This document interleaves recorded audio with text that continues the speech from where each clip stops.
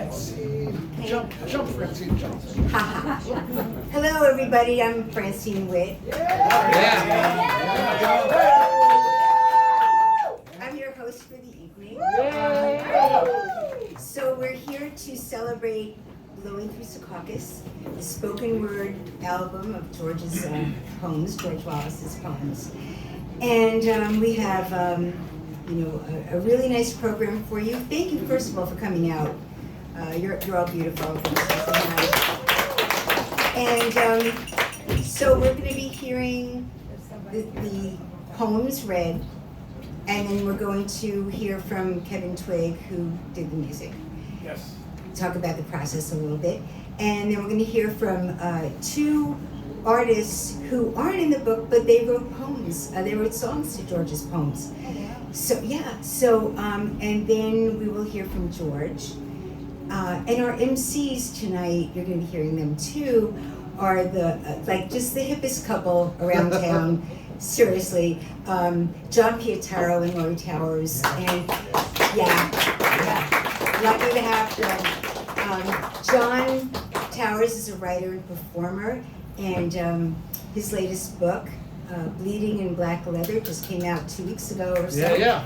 And there was just the coolest book launch over at Pangea. Very nice event. And his wife, Laurie Towers, is here with him. And Laurie is a feminist, an activist, and a bass player. And together, you talk about synergy, right? Together, they have just about the coolest radio show you've ever heard. WFMU on Wednesday nights, and Beneath the Underground, am I right? And George, George, I think, works in his sleep. I'm convinced of that because, 2 minutes go by and it's like, oh, I think I'll create another blog. I think I'll do another anthology. So he has yet another blog, Radio Poetique. Is that correct, George? Yes. I mean, it's young. I might fall asleep up here. Right. And he wrote he did a really nice write-up of their radio show. So look for that. But they're going to be the MCs, but they're also going to be performing for you. So to kick off the evening, which I hope you will enjoy, John Pietaro and Laurie Towers. Take it away. Yeah.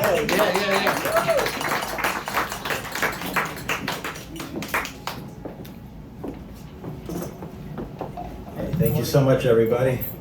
Yeah. We are going to kick this thing off. What a night. So pleased to be here honoring George. And sometimes when I say, George Wallace, this great poet, they say, who? So not that George Wallace.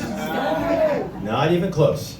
Not even close. This George Wallace, one of our preeminent downtown poets, and he seems to cover the whole world as of late.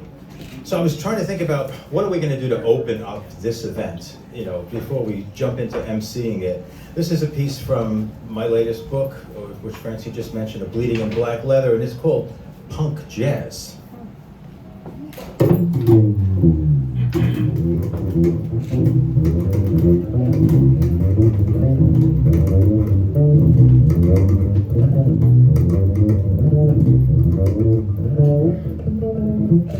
Razoring over, under, taste the bass, and chew the battered ride cymbal which shimmers in the darkling, biting with teeth of cast iron and hammered sword the engorged hearts. Kerrang! Rip! Unearth the jazz of a century in the halls of tomorrow. Tang! Tang! Stun! Sing out for all buried, all taken. Electric, electric, electric. The visions unearthed beneath the underground. Far below the waves of none each, filthy swallow of lost downtown is a whisper to the primal in the noise of theory. It gets me, it gets me, it gets me still. It gets me still. And And the wind smells so strong of closure and tears. I cover my wanted mouth. Our touch is eternal, enough to shudder the steps to finality as the audience rapture is drowned by cries, matching my thirst for sounds savage and words of revolution. Erased, my throat dries, shedding foam and dust and particles of past movements, past upheavals and distortion, rebellions, and now I await the blinding dark that comes only with the bluest hour.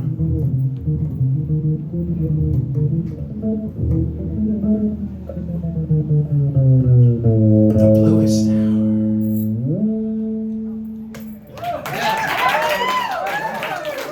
Thank you so much.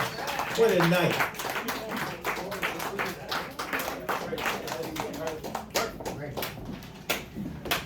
What a night. I tell you the truth, when George first said, would you mind emceeing this thing? I said, okay, what are we gonna do here? I mean, it just seems pretty wacky, but this amount of people here in this tight little room is just so cool. And it's an honor for me to be here and honor for us to be here. We love George. And it's been just great having him. Basically, I'd say, we've been playing his poetry from this new album on our radio show. And for me, also getting to meet Kevin here tonight, Kevin Twigg, who will be up to speak in a little while. You'll get a chance to hear him. And this group of people that are here to perform tonight, they'll be performing a piece from the album, but they'll also be performing something else of their own, I guess, in each case. This first guy, I don't know. I think that he might have been living on St. Mark's Place when they first cut the path, like off of the Native American, road that was at one point or another Avenue A.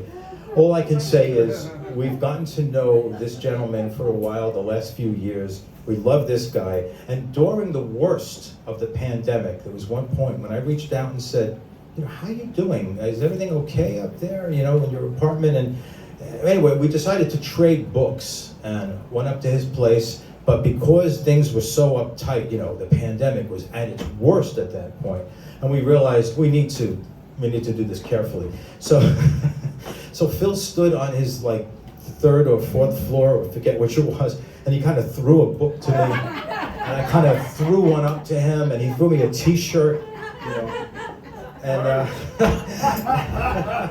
and that was from the last book. That wasn't even from the latest book. His latest book, though, is really the story of his life. Bad boy, good boy, and I'm still trying to learn. Bad man, good man, and I'm still trying to learn is what he said it should be. Please welcome Phillip Giambri.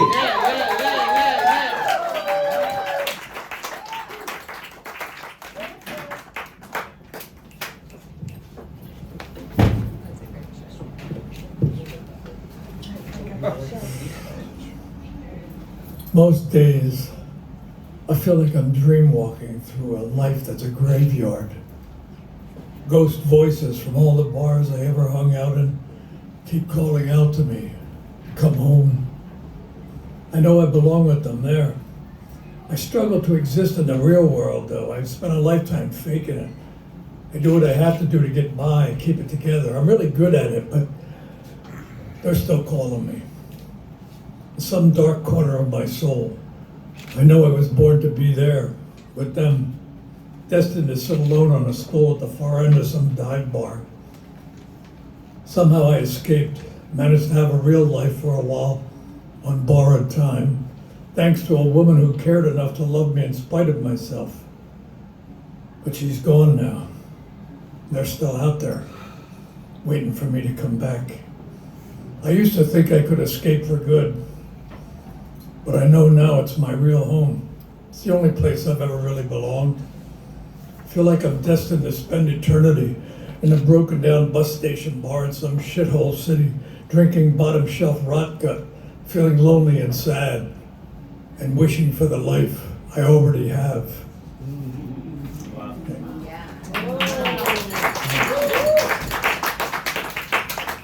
This is George's piece. It's called A Gambling Man.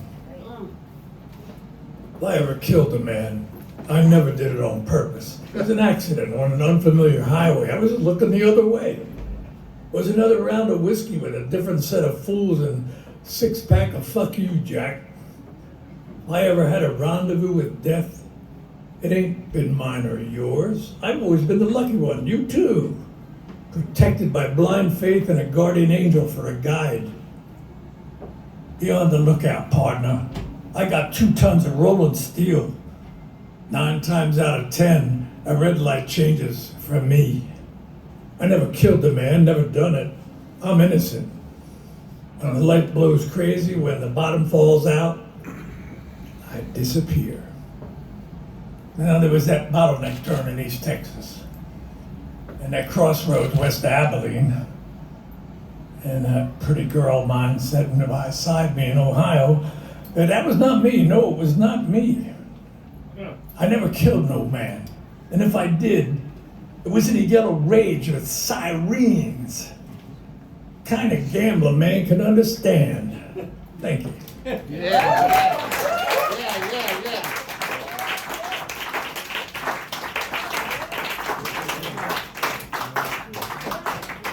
Phillip Giambri. Yeah.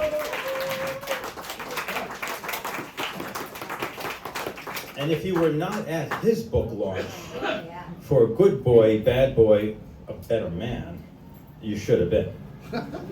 Happened over on, what was it, the 14th Street Y? Down on the road, way east. Very cool. You gotta kick everybody out. Nobody wanted to leave. Why would anybody want to leave? He also had a band there. I think they were giving away free booze. You know, they were passing around a toke. By the way, if there aren't enough seats, and it looks like there aren't, maybe we could ask the gentleman who works here if we could pull in a couple more chairs, because we might even have some space up here. Is that possible? Because I hate to see people standing. Of course, we're a very laid-back place, so if you want to kick off your shoes and sit on the floor, you're more than welcome. How great is it to be here at the Bowery Electric? I love this place.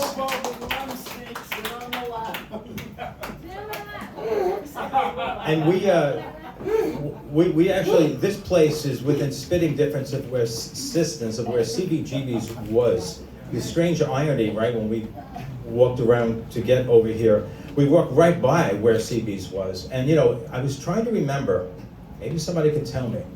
I know where CB's was. I know where CB's 313 was, the record canteen that later became the gallery, right? Some of you remember that? Yeah. What about CB's Pizza Boutique, where I ate it many times? Yes, I was there. What was the address of CB's Pizza Boutique? Oh, actually, it was that place. It was where they sold the t-shirts. My friend Randy, who was friends with that hardcore band in 1993, used to sell pizza there. Yeah, but I'm trying to remember, there was a separate building for it. No, it was next door. Well, yeah, but it wasn't 313, I know that. So I think it was, but it was somewhere over there. So if anybody remembers, let me know, because I've been trying to remember, and I know I ate there quite a few times. And it was, I'm Italian American from Brooklyn. I know pizza. They had good pizza. That's all I want to say. Speaking of Italian Americans living in Brooklyn, although originally from Long Island, here's a union construction worker. He's at the Steam Fitters Union, and I say that because I work for Local 802, the Musicians Union.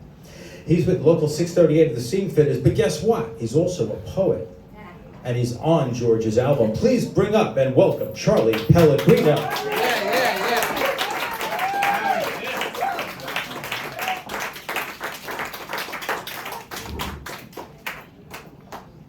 Thank you.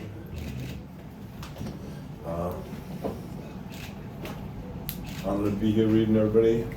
Thank you, George, for tonight. This first poem is about a bar and the person you find in that bar. Jordan knows it well. Kevin Twigg, he's played there several times. This is called The Incubation. If you're ever been in the cinders, you'll know this. The incubation, the chrysalis, is the crux of the biscuit. Our favorite bar is back, a phoenix on dog feet. We come to lap at its door, which still opens in, duck in for a few, and sometimes too many on a Saturday or the rest of the days of the week, ending in Y. It's the day drinkers that have the best stories. Live music tugs at the locals and day trippers alike. The hot moms and their Audis slide by, come in to slum it, drunk on bitterness and tequila to get their fill of slick intentions with remaining clamors, leftover daytime bartenders, the celebrities and whirlwhirly of the town. I'm surprised to see Dave in a crowd of aging punkers, scofflaws tonight, pushing that gone electric skinhead Jamaican beat. Dave is the Buddha. And when I tell him, he's all shucks like an old farmhand. Dave washes down the trowels with a half-lit cigarette in his mouth. He's trying to relight it, and it melts in his wet hand. He throws it to the wind. It is a bug plus danger, and it whips across the yard. There is defeat in his breath. Slicks back his hair. What's left of it? Says, I ain't getting any younger, pal. With a grin. What's left of it? Dave washes down the tools and comes back into focus. And other days wash in a haze past all the big houses, up the hill, past the back of town, the days laid out edge on edge. No whiskey till we grout. Yeah.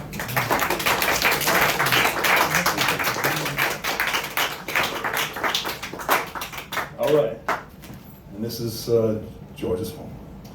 So, an unfinished prayer. It was the old reggae. It was the one-stop flim-flam.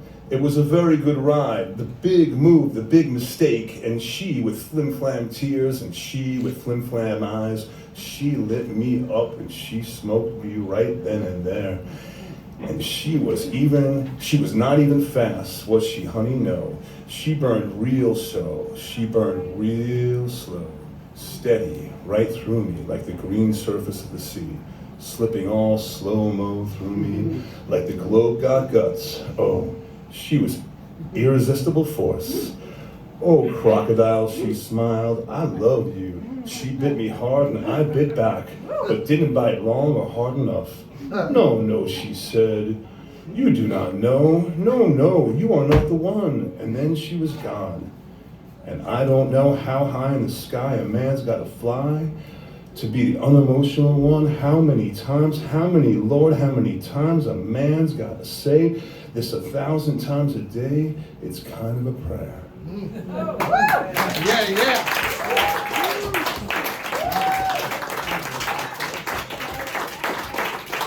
Charlie Pellegrino. You know, there was a time, and it was probably well before all of our time, in the 1930s, when worker poets and other worker writers were a thing. And the proletarian kind of literature was a whole genre in itself. And your first piece totally like set off sparks in my head, because it was exactly that. I've done a ton of research on that and a lot of writing, and I don't come from a red diaper baby background, but I do come from a blue collar background, and I totally did that. So that was some great stuff. And it's something to keep in mind if you ever think about what happened to poems about working, about busting your ass, whether it's in a factory or whether it's in an office with air conditioning. It doesn't matter. The bottom line is people writing about who they are and where they live. And that's really what it comes down to. And that history is an amazing one. And people like John Reed, who actually wrote this kind of stuff before he was even famous, long before he even got to Russia and had a chance to write about the revolution. So that's my public service announcement for the lefties in the audience. We're going to next bring up another one of the wonderful poets who spoke on George's latest album. And this is a person, and I just said this to her, when Laurie and I first George sent us like early versions or whatever, I guess before they were released, of this stuff. And I don't know, I'm terrible with technology. And all I know is I opened it up and I could hear, but I couldn't see anything. and there was nothing in there that said who was performing what. And I said, oh, I think this is Puma Pearl. And I think some of you know Puma, who's like the downtown poet, who's really kind of like drenched in rock and roll and very urbane kind of poetry. And Laurie and I said, gotta be Puma. Yeah. We listened, and then George wrote back and said, it's this person. And I said, oh, you like blew my mind. So I was so happy to meet her. This is somebody who's got a couple of books out in the last couple of years. Lately, her first book sounds like it should have been the title of one of Puma Pearl's. It's called Not Sorry. And Puma writes a lot of stuff like that.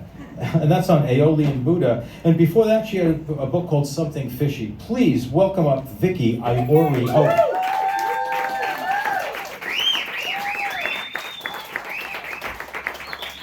I'm not Puma Pearl, although I would like to be her. Anyway, I'm me. So, We love you being you, Vicky. thank you. So, speaking about George being up all night, I was in Vienna, and about 3 in the morning, I get this text from George about a project. I'm like, oh, okay, I'm in Vienna, but that sounds good. So, the first poem is called Blame Vienna. I went to Vienna. I drank a lot of wine, reunited with family that left America, but I didn't write any poetry. My niece arranged a walking tour. I saw the palaces, the rooms where Empress Sissi lived, the empress of rock star status, an exercise fanatic, a poet, the empress who wove diamonds in her long, long hair, who was assassinated by an anarchist. I drank a lot of white wine. I met a guy who looked like Keith Urban. I think his name was Thomas. His wife was studying something medical in Seoul. We drank a lot of Gruner Veltliner, umlaut on the oo. 2 little black dots, my mother's judgmental eyes. We slammed, but it wasn't poetry. If Freud had read my poems from the dirty couch, he would have chained me to his. I saw the Heldenplatz, where Hitler announced the Austrian Anschluss, meta gooseflesh. I ate goose. It was goose season. It tastes like chicken. My niece's friends live with the shame of their grandparents' Hitler. I try to forgive Vienna. I hope the goose forgives me.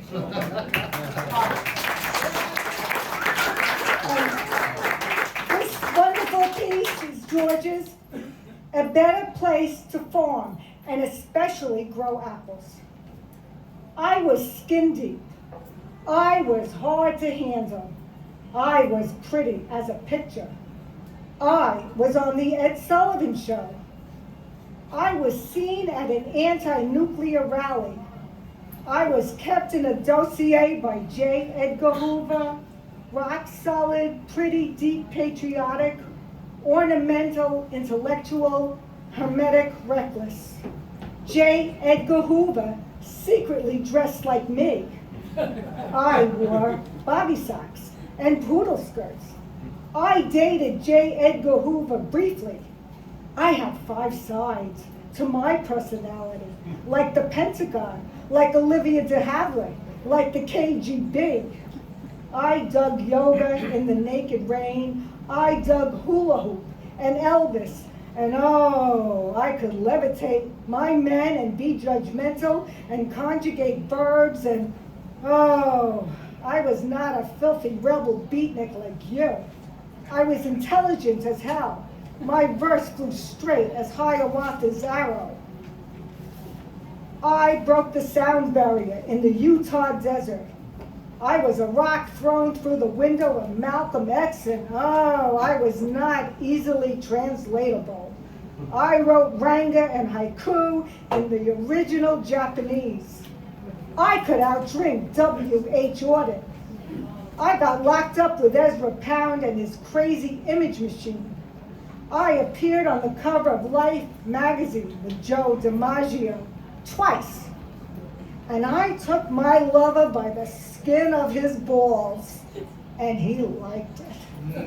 And oh, I was pretty hard to imagine, but I looked pretty good in latex. And I climbed the ladder of success like King Kong climbed the Empire State and held Fay Ray in the palm of my hand, my skin nuclear, my bones thicker than the Berlin Wall, and my back straighter than a runway at JFK. I was your typical wide-eyed, innocent, all-American girl, slippery as an eel. I gave your name to the House Un-American Activities Committee, wearing a mink for the good of the country. I was A-list Hollywood. You were shit-can commie. And okay, I did swallow Benzedrine inhalers with Bill Burroughs. It was a damn good rush. And I wrote for 12 hours at a whack. Never came up for air. What did you do during your short and miserable life? I was published by Knopf. I was feared by the Academy. I went deep sea diving with Jacques Cousteau and let you come visit me in Vermont and fuck me on the farm where Robert Frost holed up for 42 summers teaching schmucks like you to write, when all he really wanted was a good place to farm and especially grow apples.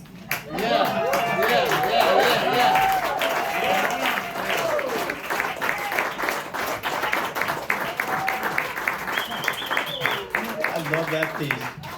Vicki Iorio. And especially grow apples.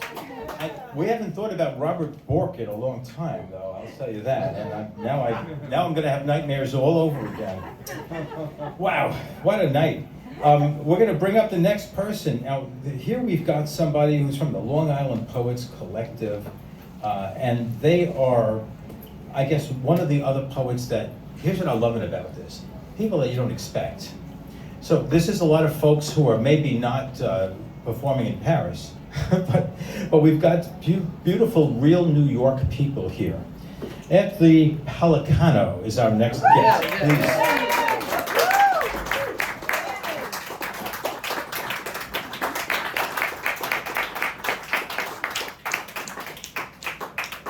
Thank you. They love me in Paris, by the way. I bet they do.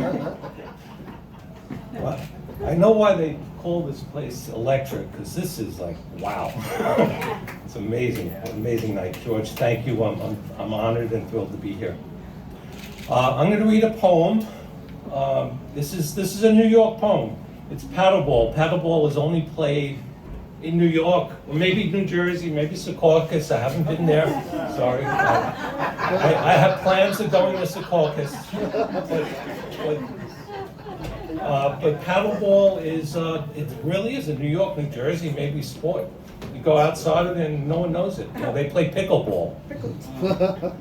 Anyway, I've been playing since I was a kid, and have like a family of paddleball players that I'm close with. Paddleball morning group text. Ron's morning text. Quote of the day: the body isn't lazy, the mind is. Aldo responds, we must use our muscles to control the defeatism of the brain. And he follows this by a two-fingered peace hand emoji, followed by a purple and yellow peace sign emoji, followed by a dove holding an olive branch emoji, followed by another text that reads, ice cream, because Aldo never curses on the paddleball courts, but yells, I love ice cream instead. Being his partner in the game, it's a calming experience. Like last Friday, in the middle of a heated, close match, as I was about to serve, he turns to me and says, let your inner child come out to play. Aldo, who is younger than me by a decade, Aldo, who is shorter than me by maybe 6 inches, Aldo, whose hair is longer than mine was in the 70s, Aldo, calm as a yoga instructor, tells me to breathe. And so I breathe in slowly, exhale slowly, and serve the hardest angled overhead serve of my life, acing my backcourt opponent. We tied the game, and I serve again. And the ball returned, whizzes past, rebounds off the wall to my left, and I'm twisted like an Utz pretzel as I swing, sending the ball over the wall, and I utter something profane as Aldo, wise man from Maspeth, Stratocaster guitarist, 9-to-5 jeweler, paddleball player extraordinaire, calm, cosmic court partner, without any exaggeration, gently responds, "That's okay. It's okay."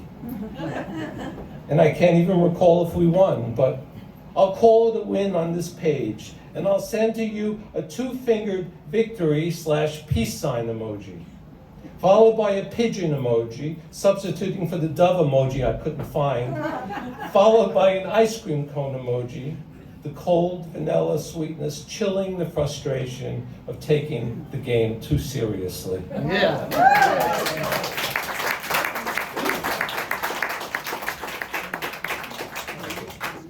And this is George's fine poem, which is, I love. The Retribution Blues. This poem for the gym rat. This poem for the high roller. This poem for the slick cat. This poem for the stalker and the wife beater, the secret racist and the camouflage guy. This poem for the bully and the big mouth, and the my way or the highway guy. The bandy leg. This poem for the bandy-legged football coach who couldn't get it up till he was 17. Better stay home tonight, boys. Here comes little Miss Payback, angel of justice, fairness and harmony, wearing stiletto and chains, smoking dime store cigarettes and packing the retribution blues. She's got I take no prisoner eyes. She's got I have got no appetite for your bullshit smile. Bad night to be out, boys. She's an alligator. She's a hurricane. She's a firestorm. She's a hunter, a snapping turtle. She's a friend of God. Can't hide behind your Bible, Buster. We call her lightning bolt. We call her chemical burn. We call her roller coaster. She's about to blow her stack. She's had payback on her mind since she walked through the door, and she will knock down any man who thinks he is bigger than the weather. Here comes little Miss Payback. Angel of retribution or redemption. She's wearing pine box shoes, saying, "Give me some. Gonna be fireworks tonight. And no, not the innocent kind." Yeah.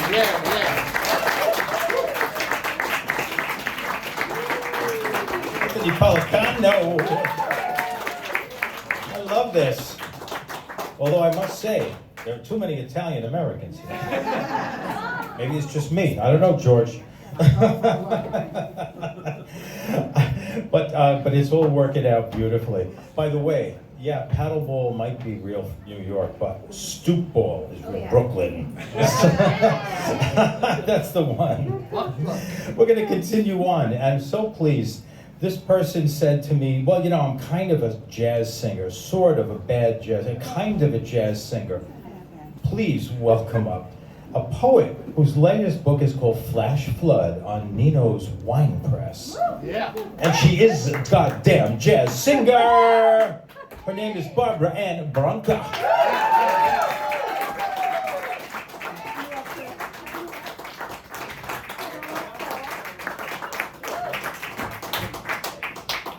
Is everybody having fun yet? I will have to wear my glasses. Thank you so much for doing this wonderful thing. Thank you, George. And I am going to, what a great venue, and seeing all the edgy poets here. You know, we come from the suburbs. Anyway, so I have two poems here. My first poem I tried to pair with the one that I have on the CD. So they're both from a teeny bopper point of view with some historical context. Town without poetry in motion. The Berlin Wall is built of hasty brick and wet concrete. President Kennedy is nervous as a cat. How to stop the Russian bear? He calls up the reserves. Army officers are planning the Bay of Pigs invasion in a North Carolina heat. Their daughters are relaxing at the officers' club pool, one lying on a stiff, too short towel. Concrete spiking sunburnt skin. She's a self-conscious Yankee in a black one-piece amid a row of bikinied Southern belles with tanned, flat stomachs. Poetry in motion, see her gently sway, comes over the PA, a wave out in the ocean, could never move that way. The boys hang on every gesture from afar as blonde ponytails tease. The boys grow impatient, drive an Impala Supersport to the Air Force Base for 6 packs of beer, cigarettes just a quarter a pack. But where are the black officers' daughters? Where are the black officers? Bad enough the junior high in town is all white. Bikini blondes are okay saying the Lord's Prayer in public school. Not the brunette who never prays, for thine is the kingdom. Not Joellen Fleischman, who says none of it as she looks down at the floor. The young have problems, many problems. They need an understanding heart. The bikini blondes talk about the prom. Who will dance with Billy when he is voted king? The brunette thinks, there must be more than king of the prom, more than a promised kingdom of heaven. She sways off the towel, dances into the pool, eyes closed. She is swimming back to New York while Gene Pitney sings, how can we keep love alive? How can anything survive when these little minds tear you in two? What a town without pity can do. Oh, it isn't very pretty. What a town without pity can do.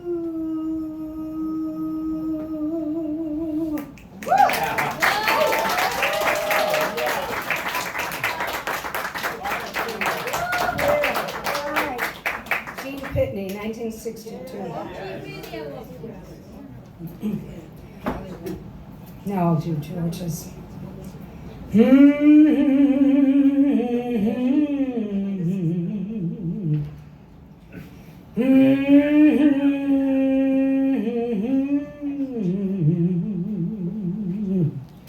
Love and happiness.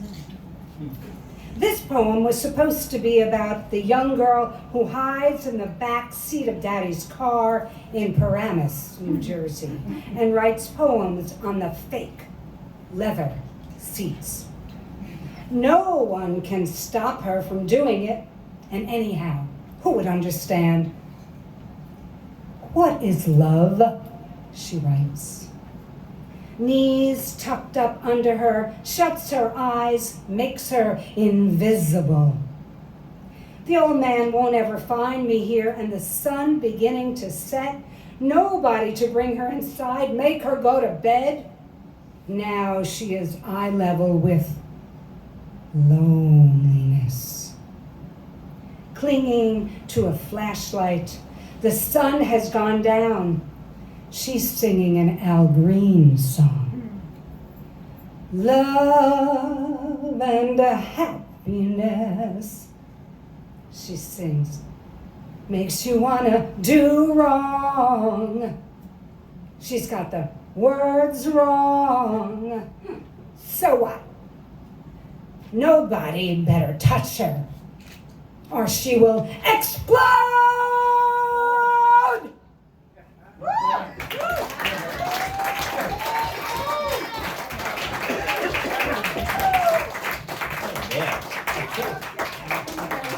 Ann Branca. That was so cool. Hey, Barbara, are you related to Glenn by any chance? No, I'm not. I'm only related to Ralph. Ralph sounds good too. I was just wondering about Glenn Branca, but all right, listen, that's cool. That was great. And by the way, I loved it. The throwing in of, Town Without Pity and songs like that, I mean, God, they were just so good. Absolutely immortal. We're going to continue on, but by the way, thank you so much to our wonderful sound man, Francis.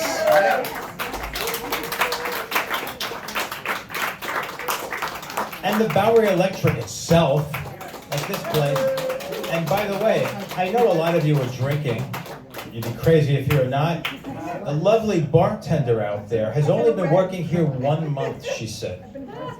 And you know what? She deserves a really, really good set of tips. Yeah. So I hope when you tally up at the end, and please don't put it all on my bill, but when you tally up at the end, make sure you take care of your bartender always. And because here's what I noticed: a lot of clubs that I've played in, usually the bartenders, they're kind of in the background. And the band usually doesn't get any money either. That's kind of how it always goes. But the fact is, your bartender usually they're the only one, and they're working their butt off. So make sure you do take care of her in every case. Also, Matthew is doing some photography here. I suspect these pictures will be all over the place, and so if you didn't want to be in them, well, too late. Tough shit, as Matthew just said. So, tough shit. That brings us to our next reader. We have another person who came from Florida in order to meet his muse. Now imagine that. He came from Florida, which thank God he got out of that place, the don't say gay place. We don't want anybody there. Anybody that we love or welcome or care about, get them out of there. We don't need the Anita Bryants anymore. And we're going to bring him up here. This guy came up here to meet Langston Hughes. I want to know about that because this is one of my idols of all time. He's a member of the Cave Canem. Don't know if he's here yet. Well, should I vamp? Should we go on to the next person? I could just vamp a little bit. That's not a problem at all. I thought I did do that for a while there just now about it. But do we know when this gentleman is coming? No, we don't know. We're a little uncertain about that. Then you know what? Maybe we should move on to the next person and we'll bring that guy up because we've still got a couple more readers and then we've got a couple of musicians, as you heard about. The next person actually is somebody who regularly runs an open mic in Queens. Where is that? You say Queens? Is that part of New York City? Sort of. Is that part of Staten Island? No, it is part of New York City. I'm sorry. My apology. I'm also from one of the boroughs. I'm a Brooklynite. I'm not merely making fun. I'm just teasing. Same island. And you know what? Some people have told me, a friend of mine who lives on Long Island said, Brooklyn is really part of Long Island. I absolutely, unequivocally refuse to ever consider that. But anyway, that's just me. That's just me, okay? George said he wanted me to do my thing here. So I'm doing it, but if it's getting offensive to anybody, I'm going to stop very soon. So I haven't had enough bourbon to calm down yet. The Music Exchange is a poetry open mic night that happens in Queens. It's at the far end of Queens, but I know a lot of you have cars. Don't pretend you just like subway people, right? I mean, we know people who live in Queens. It used to be. By the way, Laurie was born in Queens, and moved as quickly as possible at the age of 3 months to Brooklyn. But that said, this gentleman actually runs this thing at one of the oldest taverns in New York City called Near's Tavern. Anybody know this place? Yeah. I got to check this place out because you know what? All I know is McSorley's, right? But hey, there are places all over this city that really have been around a long time. So this is an open mic that happens second Thursdays of every month. If I haven't totally humiliated him yet, by this time, I'm going to please ask you to give a very warm welcome to Kenny Gordon.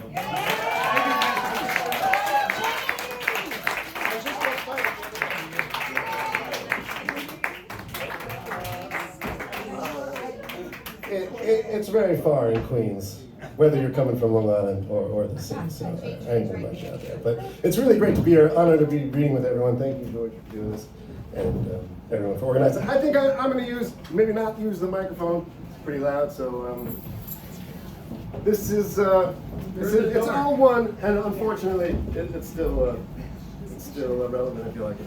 Do up, do ah, do up, do ah, do up, do ah, do up, do ah. Oh, welcome to America, figment of reality, a cracking personality, drowning us in vagaries. Home of Can You Believe He Said That Shit?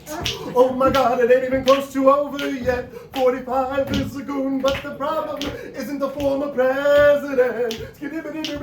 It's the land of I can make you believe any bullshit you put up on a screen. Don't worry, the internet is on the scene with outrage debates, ego inflates, condescending clickbait sprinkled with indignation, swirling connotations, all the right ingredients to burn down a nation. Sea change, heart exchange, deconstruct realities and minds they reign. Hold on, what's that game? Who's to blame? Don't know how it started, but we all went insane. So you can believe that it's nice outside while one side is frozen and the other's on fire. Maybe we need to change the way we talk about lies. How much crazy shit's been normalized. Reality is walking on wobbly knees with the sea in the sky, the sort of Damocles. So you can pretend the devil's whispering in your ear and God's in the other telling you what to fear. But there's a child on the floor in a pool of tears, unregistered in your atmosphere. Fear. We all know that the other side is crazy, and they all know the same thing about us. We've got to find a way that we can live together. But it kind of makes me think that maybe there should be a law against reminiscence, or something in the water to increase our resistance. It's like we overdosed on cognitive dissonance, when everything you say contradicts another one of your opinions until you don't even know what you believe anymore. It's like you're the only one riding back and forth on a seesaw. The problem is, all your arguments end with fuck them. There was never a time when things were perfect. I'm tired of your imagined realities. You just ignored all the bad shit going on then, just like you're doing now. Take a step out, take a step back. You're covered in head to toe in see-through bullshit. What happened to your morality? Bleached out by your complacency. And what about me? We all just want to believe what we want to believe, but there's got to be some starting point of reality. Some piece that can be bent and twisted and turned into a fiction. I'm tired of you holding a gun to the Earth's heart, thinking we're too insignificant to affect the planet, so let's just do nothing. I'm tired of trying to convince you when there is no way to convince you, when there's no way for me to get through to you, and there's no way for you to get through to me. But I keep trying. Empathy and revenge are not the same thing. Making someone feel your pain will make it better. I keep trying. Won't you come over here? Believe what I believe. The only one you have to deceive is yourself. Thank you.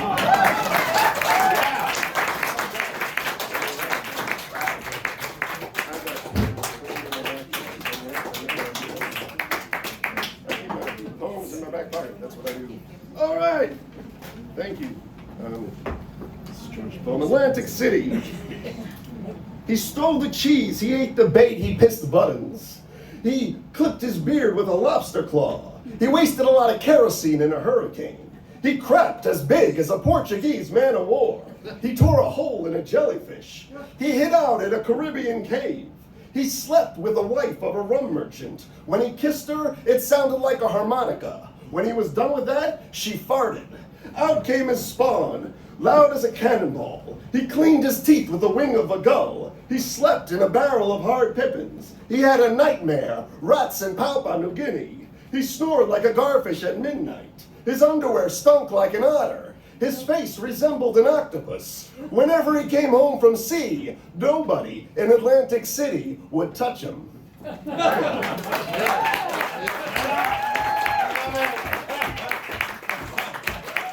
I take it all back about Queens. That was great.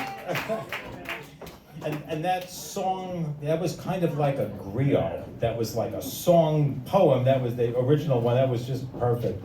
By any chance, has Kenny arrived? Do we have any idea?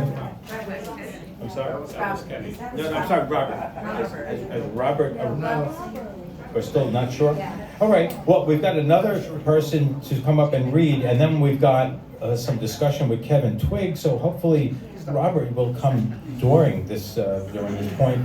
But if you hear about him, just set up a flare, anybody, if you see Robert Gibbons. But we do want to bring up another poet, and this is somebody who, I love this, he ran Small's Jazz Club. Yeah.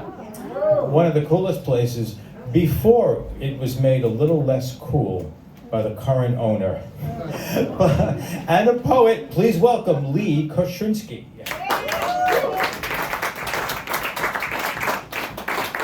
You're unseated, so I was a little bit unseated. So, okay, I won't be thrown out by a mandate. Journey through the canal of tape and time. Many tell the sounds of stories of traveling to distant lands, uncovering Himalayan Yeti song tracks, living on the cheap in Thailand and breaking down broke with tapeworm, stopping to play in Mexico, recording locals in Kashmir.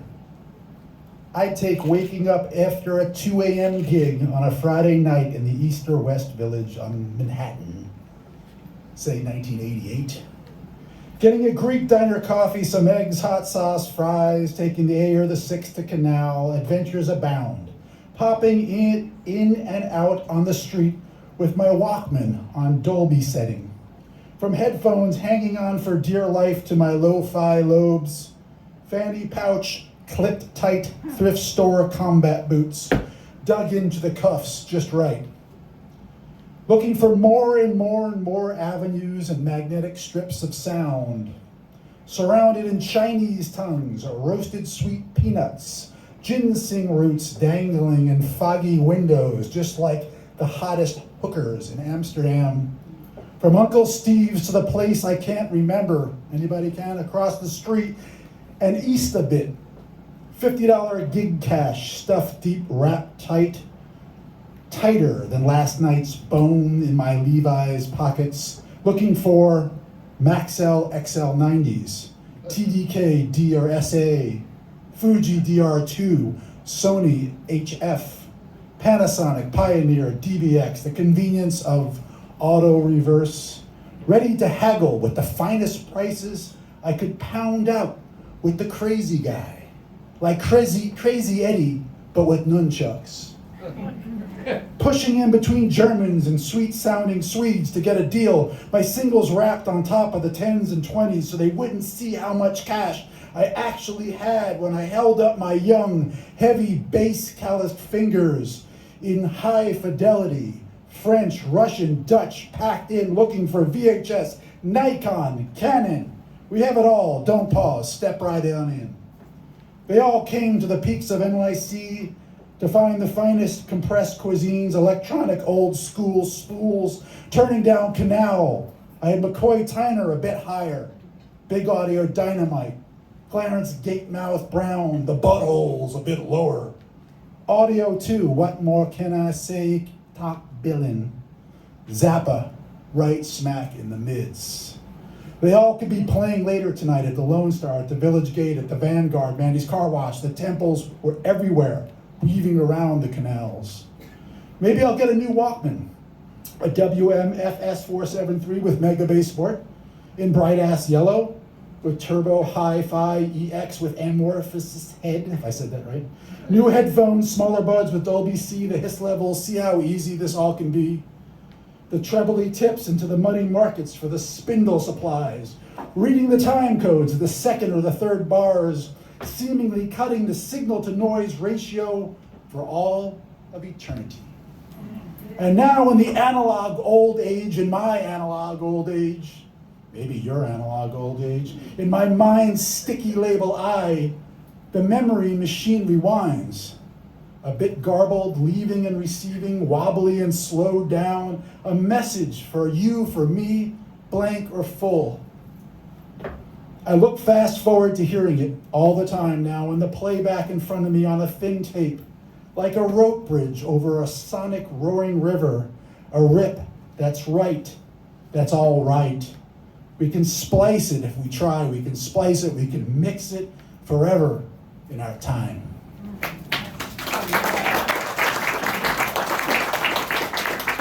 I didn't even realize that was on Canal Street. So if we take Canal Street, we fucking hit the fucking pedal, we slam through the Holland Tunnel if it's not closed at 11. We go a little north because I'm from Jersey. Secaucus. We get that guy. Smoke, litter, play your radio way too loud. Smoke, litter, play your radio way too loud. I do not care. I know I am home when I am in a crowd. I see the office girl tighten her grip. I see the office boy rocking on the subway train, listen to the air. Conditioner drip, drip.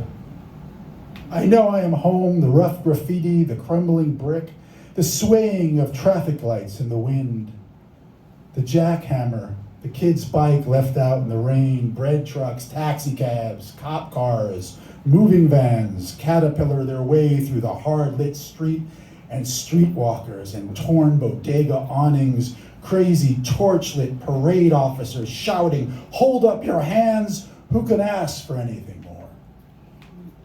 One with a hard hat, one with the transit worker, one with the crook who opens his dark eyes like a pay envelope, the pretzel guy, the undocumented construction worker, this or that old man sitting on a green bench. They're playing checkers. I am the missing kid, fresh out of juvie. I spit out my teeth like a saxophone. I am the wet salt taste of the Hudson River water. Smokestacks on the horizon. I am rats in apartment buildings, rats in warehouses, under dance floors, in the subway tracks. I dance when the ballerina dances. I melt when the ice caps melt. I fall silent and rise with the tide and am in love with every blessed thing I see, street side, dock side, from the elevated train and the Coney Island roller coaster as it is about to plunge. Doo-wop, darling. Stand outside the Italian bakery in the snow with me. The busker, the snitch, the thrush and the whir of pigeon wings, these are my noises. So smoke, litter, play your radio too damn loud. It is all home to me and enough. I step up to plate. I take my swings. I step up to the bar. I have another. Wow.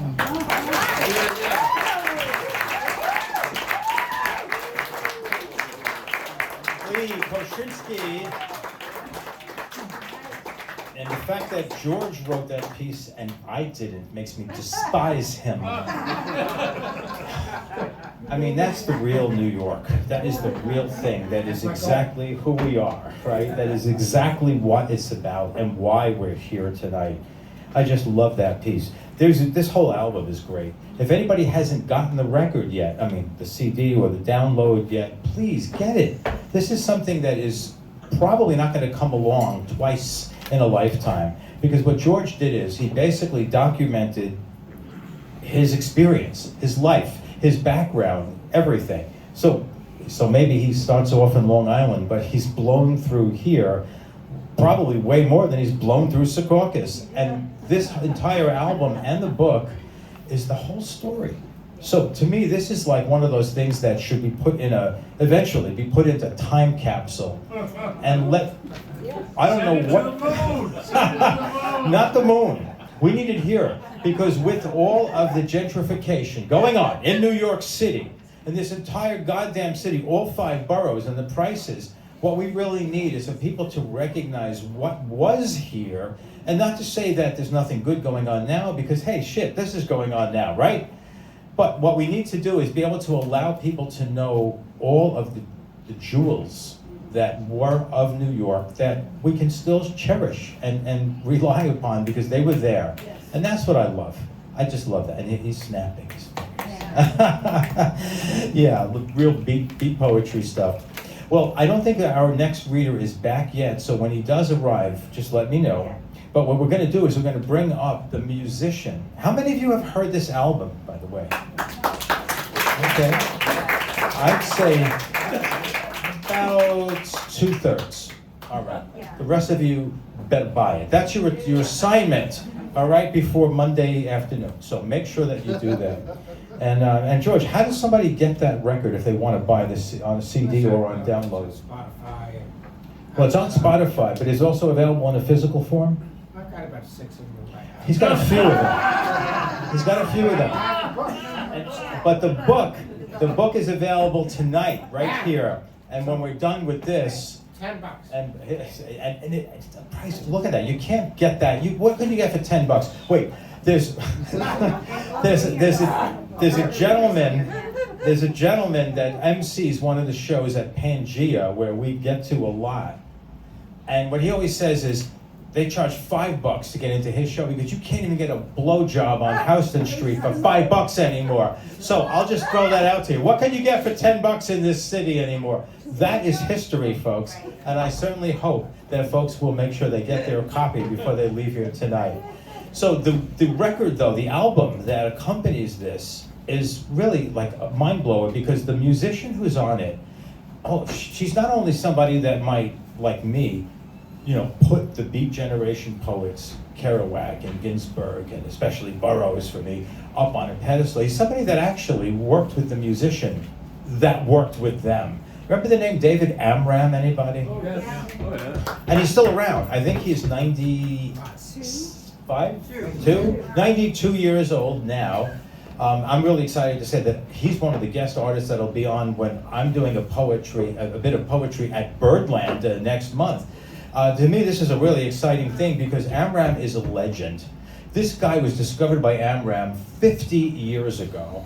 He was a young teenager, a drummer, a percussionist, and he had the opportunity to sit in with him, and Amram basically said, don't go anywhere, right? Could you imagine? That's like the Hollywood story, right, that you hear about. The guy is a soda jerk, what was it, in 1940, somewhere in Hollywood, he gets discovered. Well, that's kind of this thing. A 15-year-old boy gets discovered by none other than David Amram, who not only worked with the beat poets, but some of the greatest musicians, and he wrote some of the great scores to films over the years. So this is a giant. And this gentleman worked with him, and he's worked with a lot of other people. And another giant he worked with was this one sitting over here right now. So this is Kevin Twigg. We're going to bring him up here. He's going to tell you a little something about this record and the music that he created for it. Come on up, Kevin. Fight through the crowd. They're grabbing at him. They're pulling back at him, but he made it through the crowd. Hey everybody, how are you? Woo. I'm so happy to be here, you have no idea. I'm just stunned by the night and the talent that I'm seeing all the readers display. I'm sure you are too. I think when I approached this album that Mr. Wallace asked me to do, the first thing that I wanted to try to keep in the essence of it was a live, spontaneous event similar to what John and Laurie did tonight, because they demonstrated so perfectly how important it is to be in the moment, and the words and the interaction. And they demonstrated it perfectly, absolutely stunning. I've heard it on your radio show, and it was so beautiful to see it witnessed here tonight, I have to say. It's just amazing. Please. And I'll just say one other thing. For all you people that do go to readings and this and that, and if you're ever performing with a band, and I hope you all do, and I hope you all have, but if they're not doing what you just saw them do, stop the band and say, no, join me. I'm the jazz soloist right here, right now, okay? So please, that was really amazing what they did. It really was. So with that, I have like 29 pages of notes to read to you. It's really nice to be here with all of you. And besides them, we need to honor Francine Witte. She organized this whole thing, amazing. It's really a great night, isn't it? It really is, really fun. So, and then of course John and Laurie. And they, you know, not only are they here tonight, but they promote all creative work all the time. They're doing it like every Wednesday night on the radio. They have their own shows, they do their live shows. It's really amazing. And, you know, so support Sheena's stream on WFMU.org,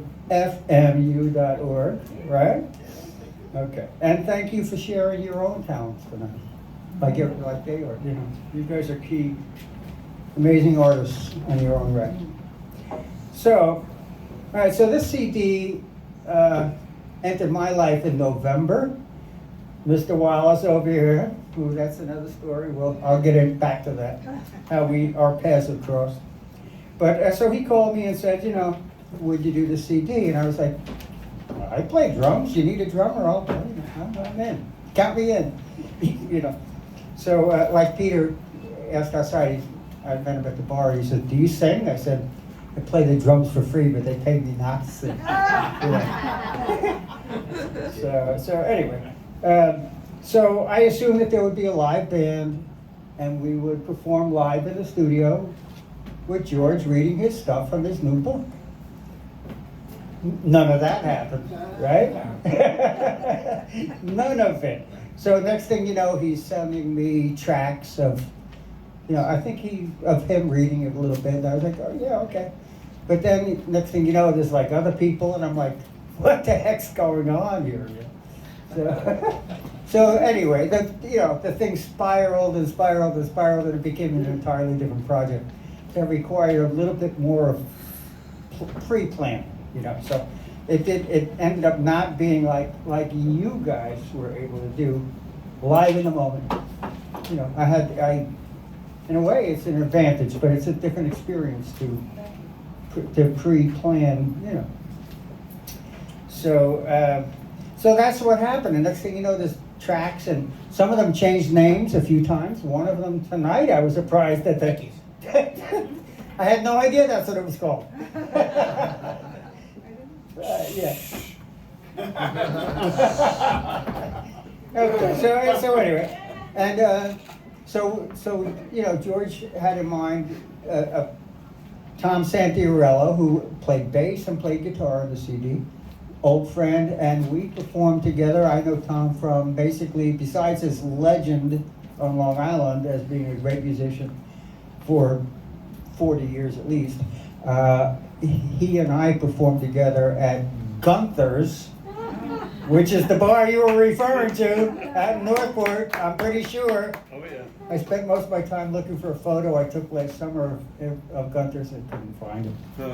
But and so Tom is like, he was a great guy, and he's like totally in tune with spoken word, and that was so important. And George knew that. And then we decided to bring in Mark Mancini to be somebody fresh. And Mark, if you guys have ever heard of the Joni Project, or the Kerry Carney Band, a blues band, they used to open for the Ulmer Brothers. I mean, you know, we're talking like really great stuff. You saw him last week? Yeah, great. Oh, yeah, he's great. Play with him all the time. You do? Wow. Okay, and Gene Casey. I mean, you know, like phenomenal. So and myself, and that was the band in the studio, and we were playing to the pre-recorded tracks that everybody sent in. So with that, then next thing you know, it's Thanksgiving, and things were changing. And the project takes a new form. And, you know, we figured out the titles, the voices, the tracks, and the readers, I think, almost. And then I listened to each one knowing that the music must be pre-planned, but it still has to feel spontaneous, just like you guys demonstrated tonight. And so that was the mission, okay? And I hope we succeeded. you know, and it was kind of like, I wanted to have the feel of a underground spoken word event like on the Bowery. You know, I don't know, anybody here remember the Bowery Poetry Club? Of course, there you go. Okay. So, you know, I played there hundreds of times probably, backing up poets decades ago, and like loved every minute of it, because you guys are my voice, because I don't have the guts to do what you do all the time. Okay. So there you go. So anyway, so as far as the tracks go, I want to say a brief thing, you know, a little trivia, if that's all right. I hope I'm not boring anybody too much. It's only 8 o'clock, you know.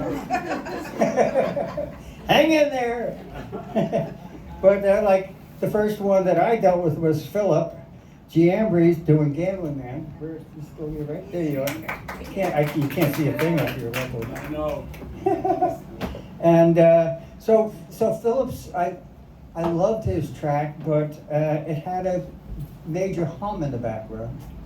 So I decided, you know what, I gotta call up Phillip, gotta figure out how to get in touch with him, and say, let's re-record it. And we did. I came in and we did it at his apartment, and he was a great guy, and it, you know, I really have a lot of respect for him now. And it gave me the opportunity to go around the corner and go to McSorley's Ale House for the very first time in my life. Total success for the back, you know. And you got 2 free books.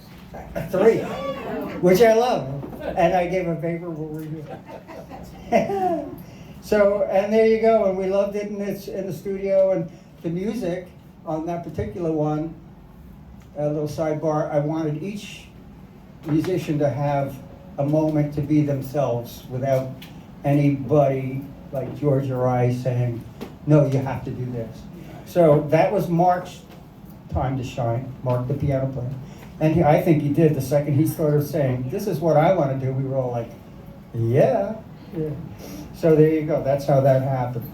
And it was like a one-time pass in the studio, and it was kind of magical. It was, you know, your modern style with, or George's words, but, you know, traffic signals and signs and stuff. Okay, well, he went kind of like old-style Western type theme, but it works. I think it works. So I loved it. I think it's phenomenal.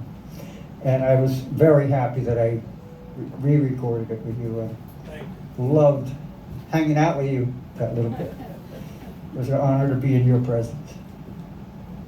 And Charlie, Unfinished Prayer, I wrote that music to his tempo and key.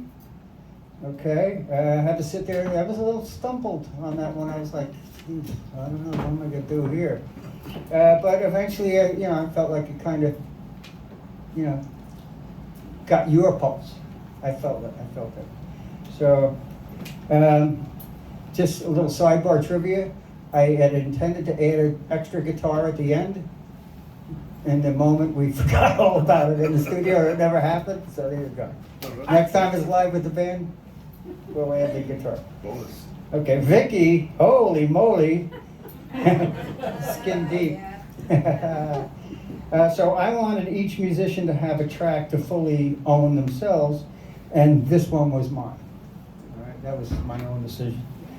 And Vicki's reading inspired attitude, energy, and New York grit. I never want to argue with Vicki over a parking space. That's my note here. So to record this at home, I recorded this at home, actually. I'm in big trouble now. No more drinking. No more pages. No, but I recorded this at home and not in the studio. And fortunately, our engineer, who I will acknowledge in a few minutes, was willing to let me do that. It had a little bit more of a jazz sound, and which I thought we needed. I thought, really pictured it being like, we're on the Bowery here or something, you know, it's like a live jazz club. And you are New York, you're the essence of New York. And George's words were like, hello?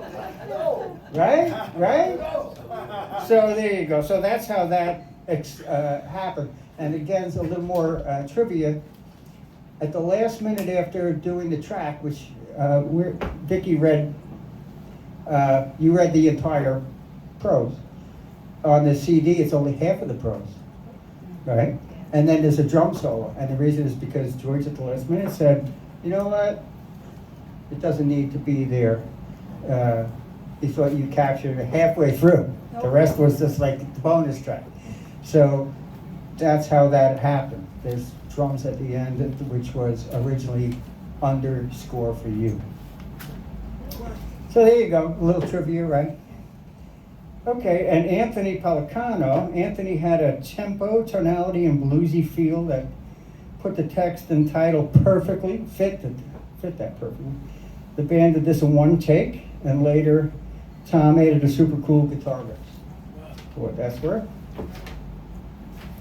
Okay, Barbara Ann Branca. Love and happiness.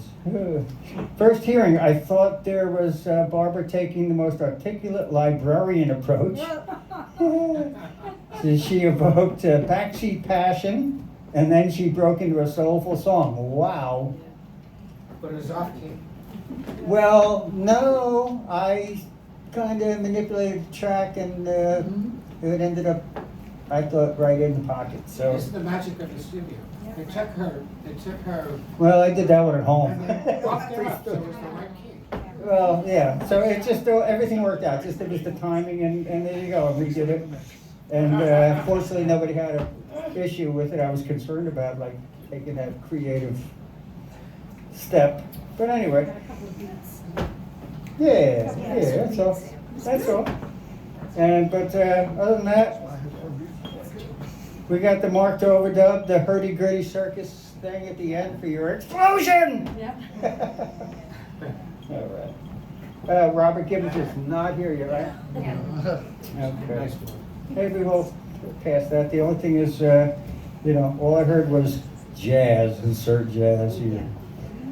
And Kenny Gordon, you had a different feel than the others, so I wanted to write every note of this one. So yours was actually through composed. It's the only one. The rest of them were kind of like sketched and like allowed room. But loved what you did. It had a little sci-fi newscaster kind of a vibe to it. Unlike your live performance tonight, I gotta say, which is incredible. So I was really looking forward to the live thing because I wanted to know what really made you tick, right? So yeah, I caught it. So thank you. And okay, were you okay? Everybody okay? Yeah. Yeah, Lika says. All right, so smoke, litter, play your radio. It feels like four people jamming, I thought. Lee brought George's words to life like a saxophone. It swings doo-wop, darling. And I'll have another. Thanks for the joy. Lee, Tom, Mark, and George Wallace. Great. And last but not least, George Wallace. Blowing Through Secaucus. George would have been very happy with just the guest readers, but we were all happy with his track. I wanted Tom Santiarello to have full freedom. This was his contribution. And he played a bass solo under it, and we all knew it was perfect for the reading and the CD. And George shows us one of his classic reading styles, and he has many. I've done a million things with him over the years, and the man is a true wordsmith. Huh? Got things up his sleeve. Yeah, ain't that the truth? And then Pothole Pie came along only because we kind of thought the CD was short, right? Yeah, we wanted 30 minutes. Yeah, we were hoping for that. So it was a kind of an afterthought. And by this time, after the session, I was sick in bed. And George sent me this, and along with an alternate take. And here's a little trivia. Bless you. I was studying, and it would have been the classic email. I was studying his part, and also, like I kept hearing, like, "You've got mail," kind of a bell, And I didn't think anything of it. I figured I had email. And bless you. Then it happened again, and I'm like, that's really weird. I'm getting a lot of emails tonight. And it happened again. And then I realized it was on George's track that he sent me for the CD. And this was a big problem. And it was like 11:30 and he's teaching at the university the next morning. And he's like, I have to go to bed. So True story. So I ended up taking part of the alternate track that he sent me, thank God, and splicing that into his main track. And there you go. And then the echo stuff at the end, anybody remembers that? I decided I just took the liberty at that point. He was already asleep and couldn't, say no. So there you go. That's how that happened. And then I got out of bed and I played congas in one take because that's all I had to do that one afternoon, and claves and bell and something else. And 20 minutes later, that was done. So there you go. Okay, so anyway, so then, and I sent this all to Fred Garino at Tiki Studio out in Glen Cove, and I have to say, he was so great to work with. He really was amazing, and hats off to you for choosing him. I had worked at his studio like 40 years ago and loved it then, but since then he's worked. Chico Hamilton had, everybody. Billy Joel is in there on a regular basis because he's a local kid. Kevin? Yeah. 1 minute. Am I One more boring minute. the heck out of you? No, just 1 minute because we need to. What? We need to move along. I'll move along. Yeah, okay. All right, well, anyway, so thank you for everybody, and I look forward to the rest of the night, and I look forward to the Peter and Eric performing, and you guys again. Okay, so God bless you.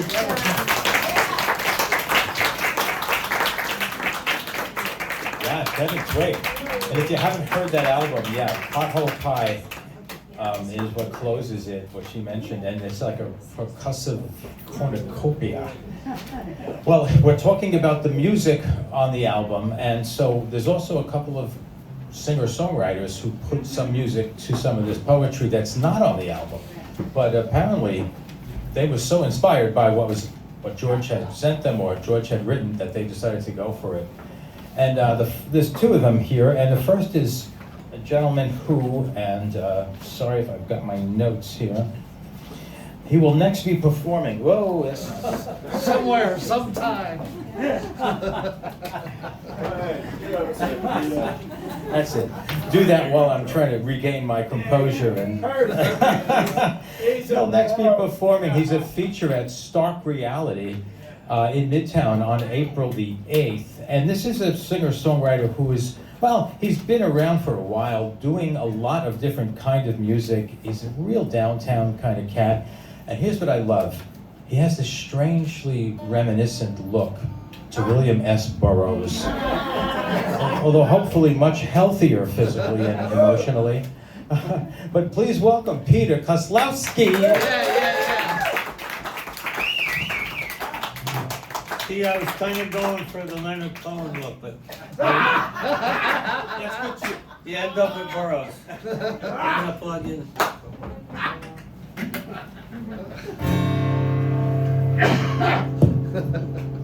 Yeah, so I do a song of mine called that sounds good, huh? Co-starring.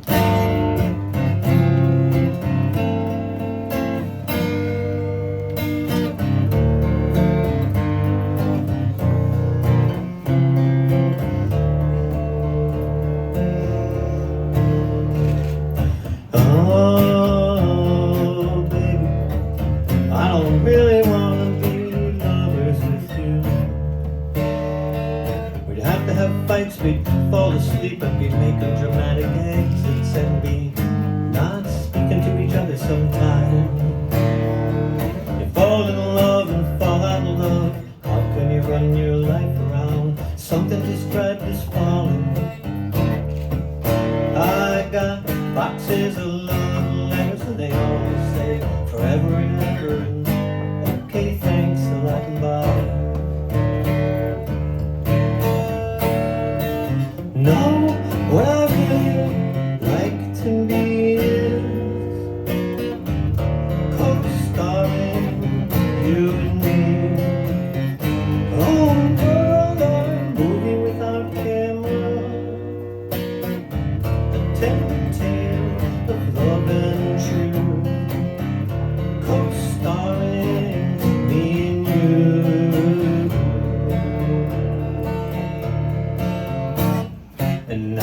don't think I wanna be just one more guy that's just friends with you. Trouble with friends, they move out of town, get jobs in other cities. How many anytime minutes can you do? There'll be someone that you've been seeing and you hardly ever speak of, and all of a sudden they're off in your own little world, the two of you. No, what I really like to be is co-starring me and you. Oh, brother, movie without cameras, that take the tale of love and me, co-starring you and me.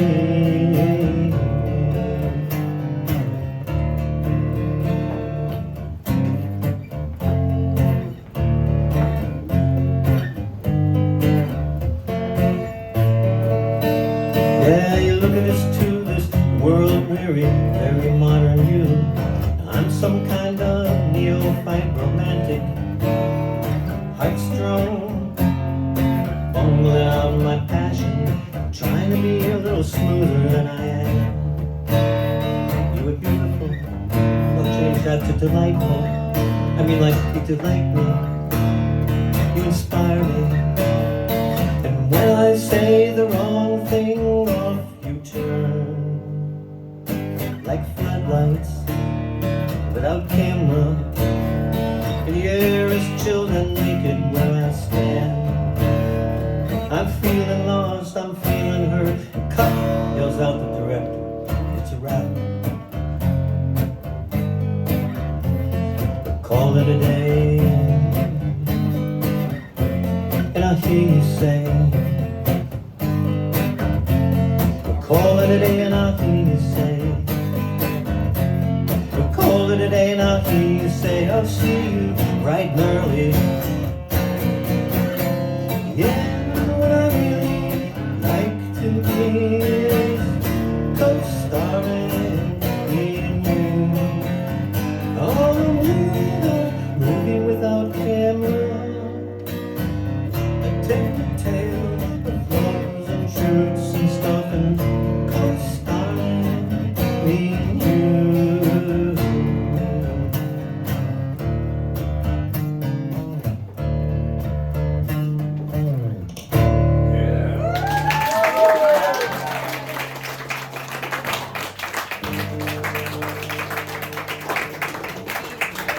And this is a song I did with George, New York City Underground.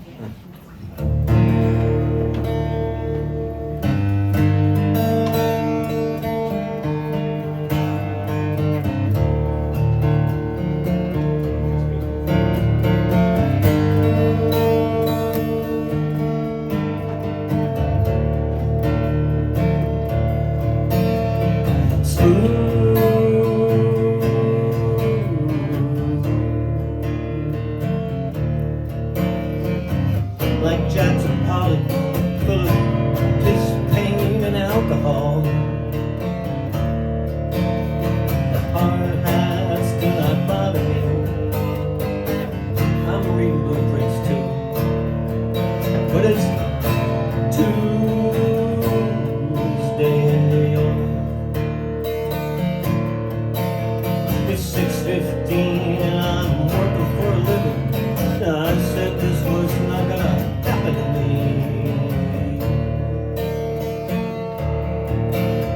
but I need it, I got it. Nobody to blame for it but me. I guess I'll own it. Smooth.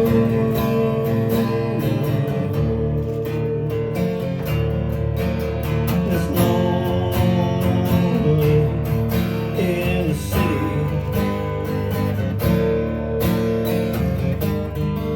Smells like Betty Davis. Next taxi cabs and last night's red dream. And everything's coming home to roost for us. rainbow cowboys. I wish that I was naked as a child of God again. Living someplace better than this. And I'm waiting for some girl from CBGB's whose eyes shine like high beam muscles. She wants to hide me in her broken heart, in your daddy's bedroom closet for a while. And I just wish I was 17 and free, wasting on cocaine, Johnny Thunder songs. When all the handcuffs and velvet underground over the world couldn't stop me.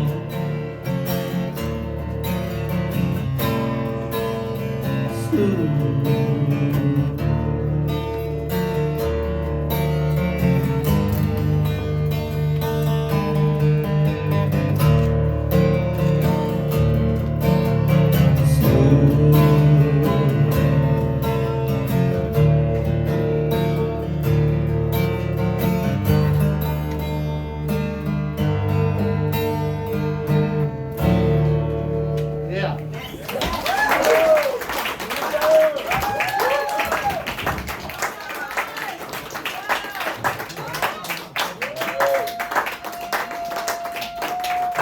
Ptr Kozlowski. Just the right musical touch here. And he does have that Leonard Cohen thing going too, I'll say that much. It's all there, right? We're gonna bring up another musical artist. Also, we'll be doing a piece of his own and then a piece in collaboration with George. This is a guy that we've known for some years now. And this is probably the musician most likely to show up at anything. And you'll find this guy, well, he worked for ASCAP for many years. He's a singer-songwriter. He is a multi-instrumentalist. He actually has mastered all of the saxophone family, in addition to playing guitar and banjo, and I think a lot of other string instruments. Mandolin, he'll do some figure dancing for you right here too, if you let him. But we're really pleased to always have Rick Eckerle in the house. Rick. Come on up, Rick.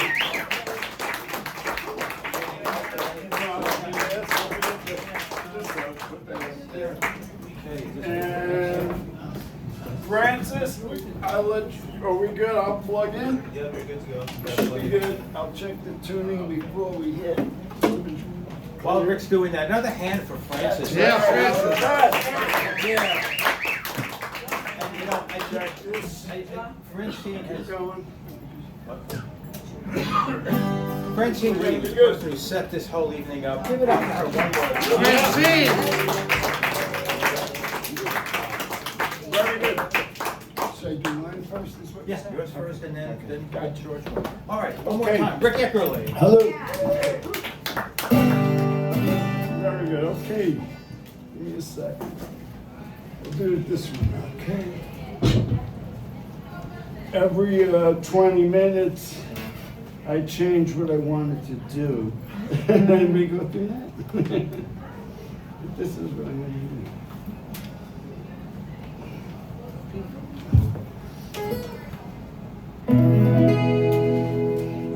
I met Gene Clark. He was my hero. You know who Gene Clark is? He was my hero. He wasn't Dylan. I met Tim Hardin. I had to smack him in the head. But Gene Clark made me want to write songs. I met him and he died 90 days later. But on the way home, I was rounding the under the Verrazano Bridge. And one of those things that just hits you all at once. And there it is. And you go, what the hell was that? And you go home and there it is. So this was one of those.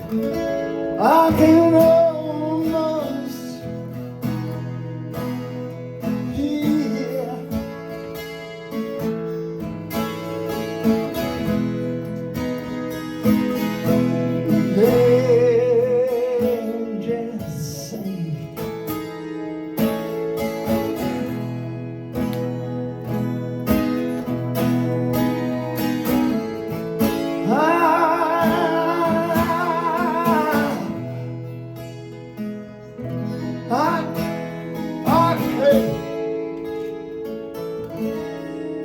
almost see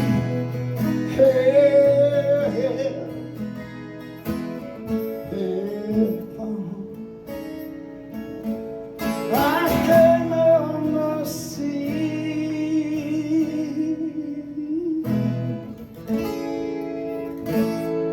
I can almost see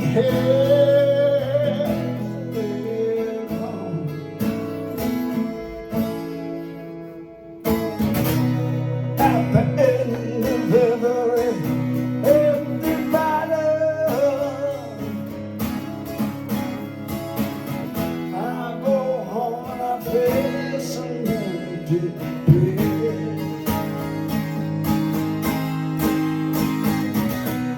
At the end of every empty battle,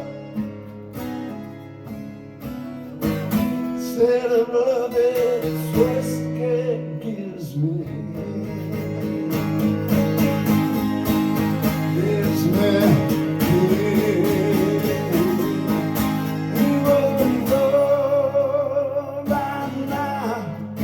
It was just another vow, just another promise you could break. I've always said that old black limousine running down that highway.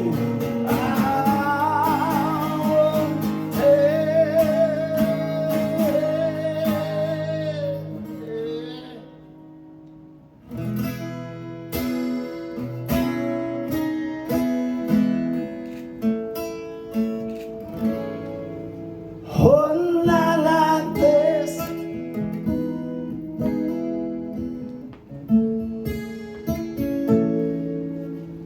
one night like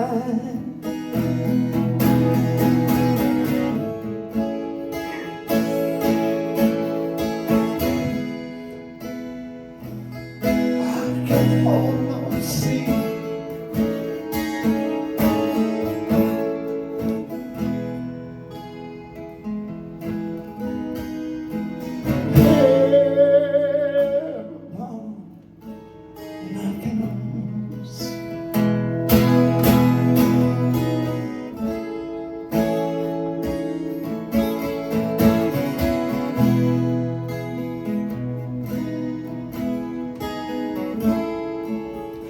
I can almost see the angels sing. Angels say, they say, sha-la-la-la-la-la-la.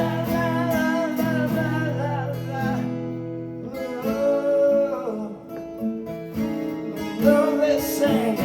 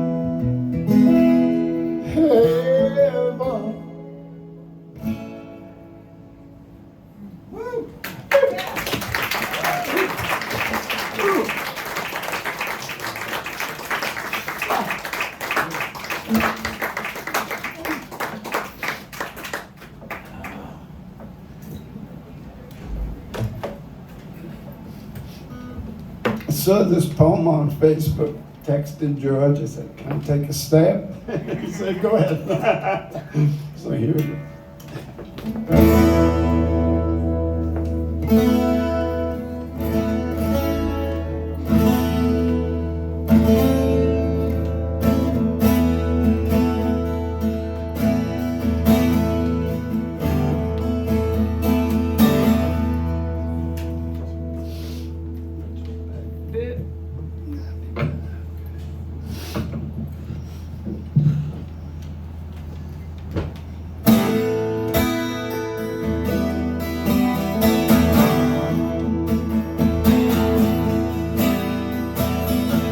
am from the dead,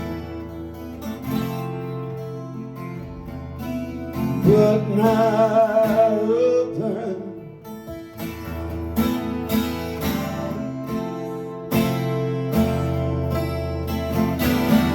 I am from the alphabet, but not them.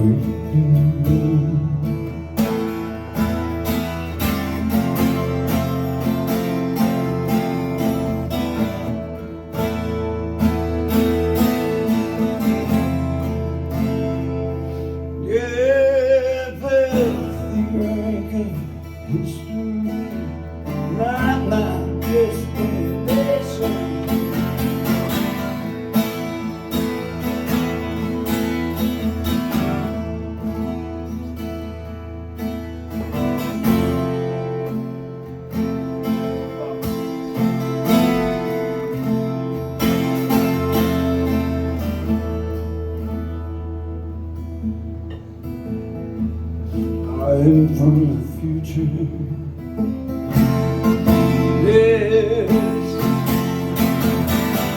cosmonaut, fertilizer,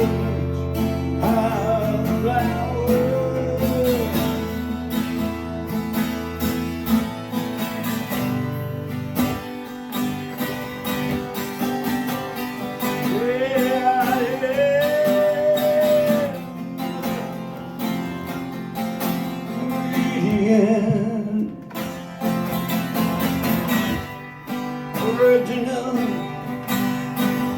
in my origination.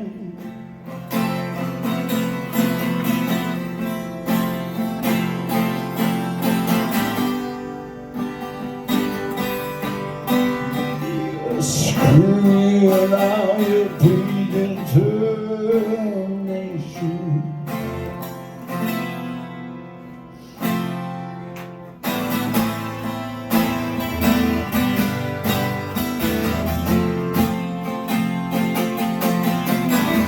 I'm from the trajectory that I choose.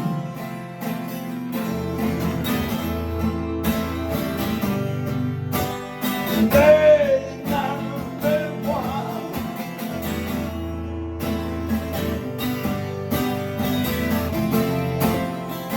Yeah, modest to me.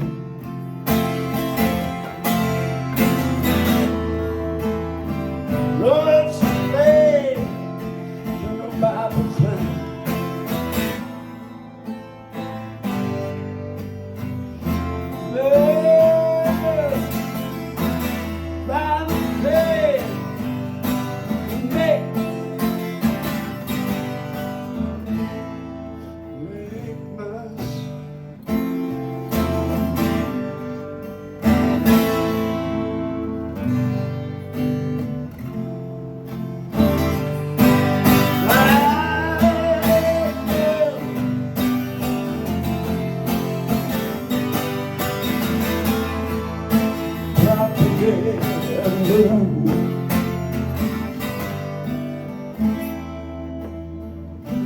The forward direction.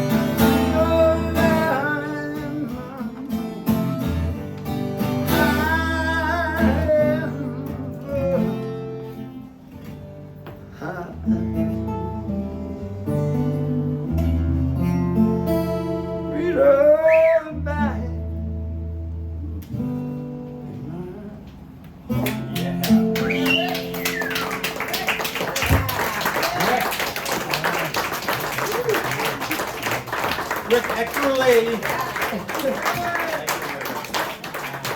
I've been blind, Rick Eckerle, but I'm nearsighted, Rick Eckerle. It wasn't good enough to be blind.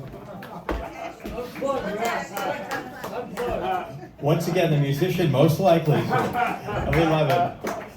Now, we're getting close to the edge here, but we have to bring up the man of the hour. So I'm really honored to be able to do that.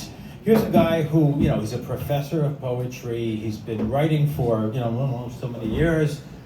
I like to think of him as the dean of real hard downtown poetry. Please give the warmest, heartiest welcome to George Wallace.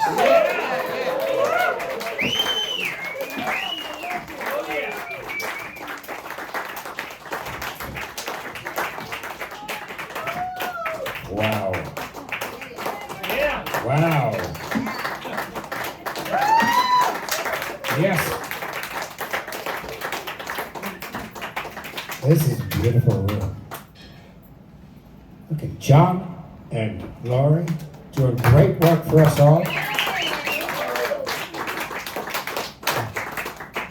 All of you have put this together, especially Francine Witte. Thank you so much for everything. She even brought me a beer. Matthew, thanks for the photographs. Every one of you who contributed. One of my things is, I keep testing, pressing buttons to see if I get a green light, if it's a yes, if it's a yes, if it's a yes. And this is what happened with this project, is that there were so many people who just kept saying yes that it grew out of hand. It became what it is tonight. I want to thank all of you who participated in this project, especially, unbelievably, the work of Kevin Twigg.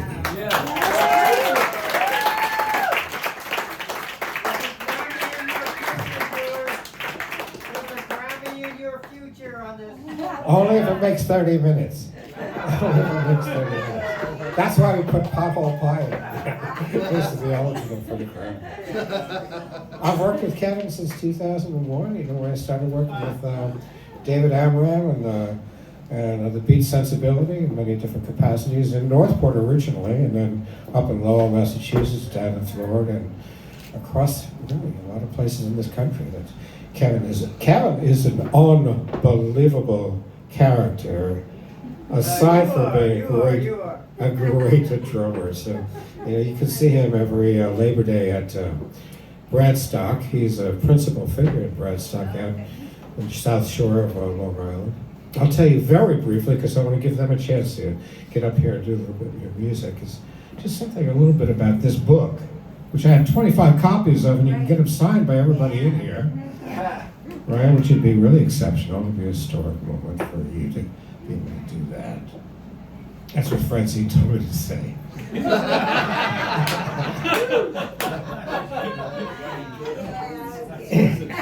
It's weird how things happen, because I was working with Catfish McDarris, one of the worst postal offices in the country, and a good poet in Milwaukee, second only to Bukowski as being a horrible postal person.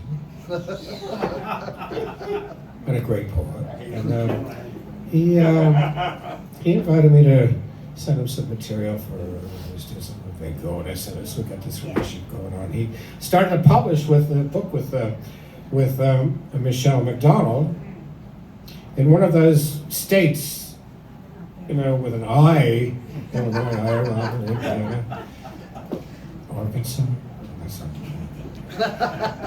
Indiana, Idaho, I think she's in Illinois. Michelle McDonald's kind of like this wild cactus out there in the Midwest. We're used to it right here in this room. But to be a wild character in Oklahoma City or, bumfuck Indiana is a very different matter. So these people have courage. They're in the belly of the beast, and you have to thank them for doing what they do, because it's, in a way, it's easy for us here. But for them to challenge the establishment in places like that is something that I applaud over and over again. Well, he got a book going with them. He asked me to do a blurb. I said yes. So the next thing you know, she asked me for a book. Yes. So I do a book, and now she asked me, I don't know anybody else. I said, how about Lee Kostrinsky? So he's got a book with Michelle McDonald and Gutter Snob Press. And way out there in Illinois or Indiana or Arkansas or Iowa or even maybe Idaho, those people are paying attention to what's happening here in New York, and we should be paying attention to what's happening to them in Cleveland and Detroit and Iowa and Indiana and Florida and all the places where these people are challenging the beast.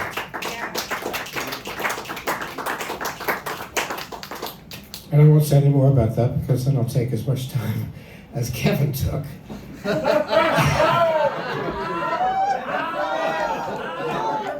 It's your night. Go ahead. How was supper? Francine, Oh, do I have time to read something? we have like another 35 minutes. Oh, So okay. yeah, we got time. So read along something.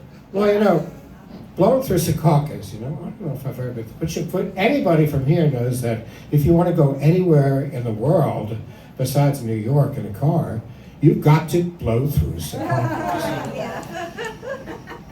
New Jersey's a metaphor for me. This room is a metaphor for me.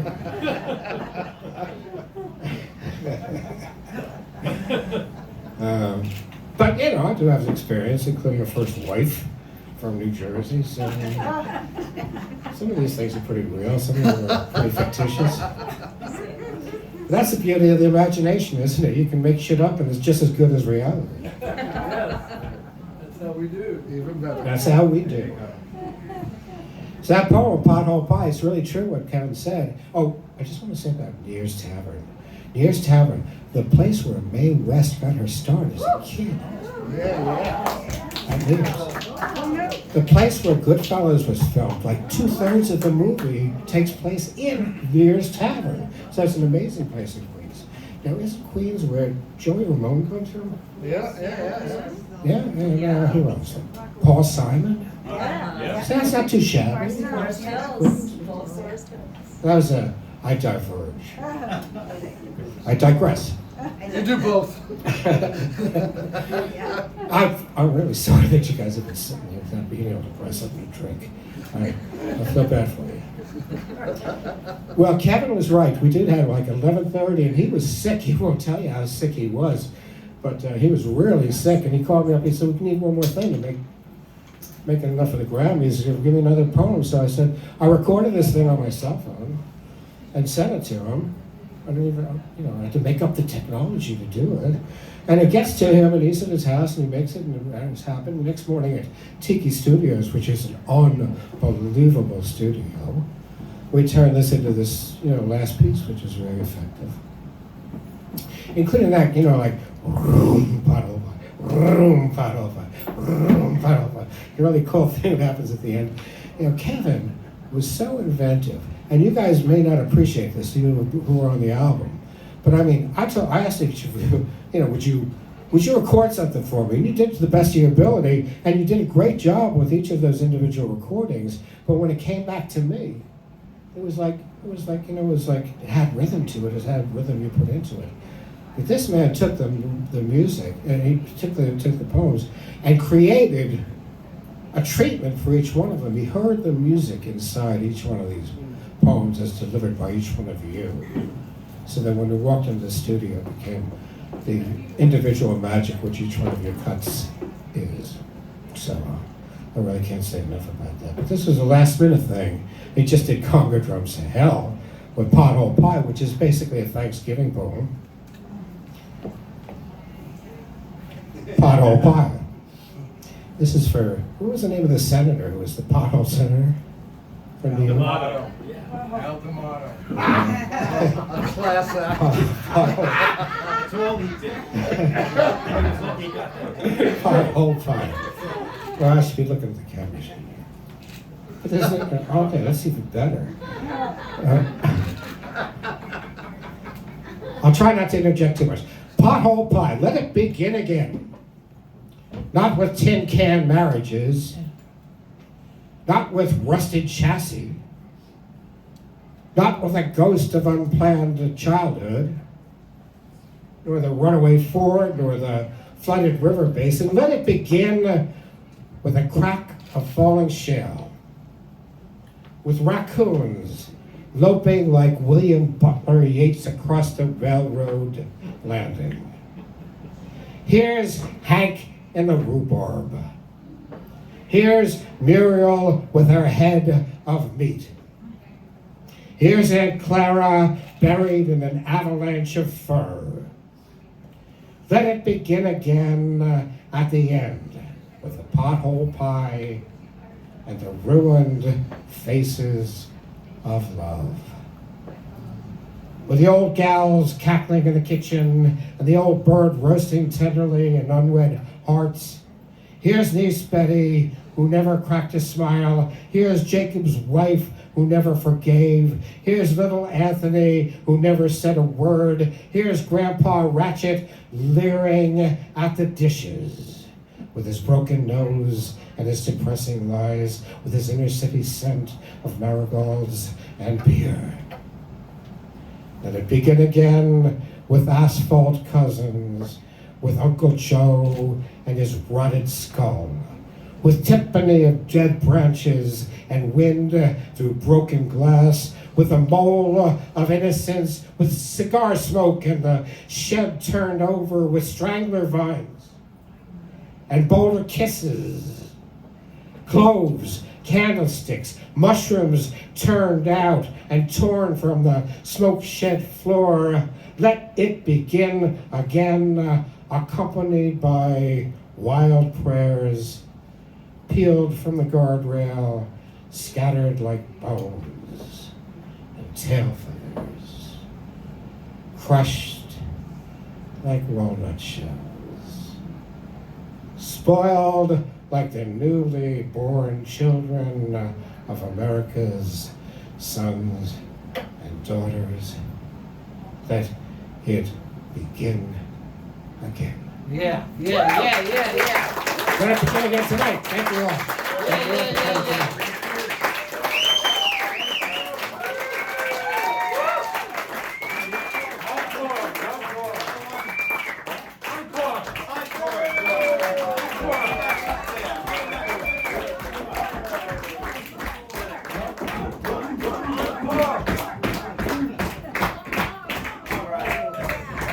The problem is I gave all the best ones to these guys. Do a bad one, they're all great. Do a bad one. Do a bad Yeah, how dare you. Make us all feel better. one. You'll never feel bad, Joe.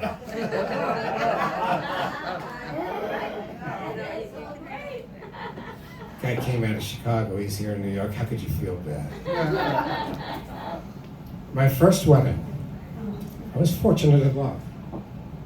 Angels appeared like shopping carts over the church, where I and my true desire were bound in holy matrimony.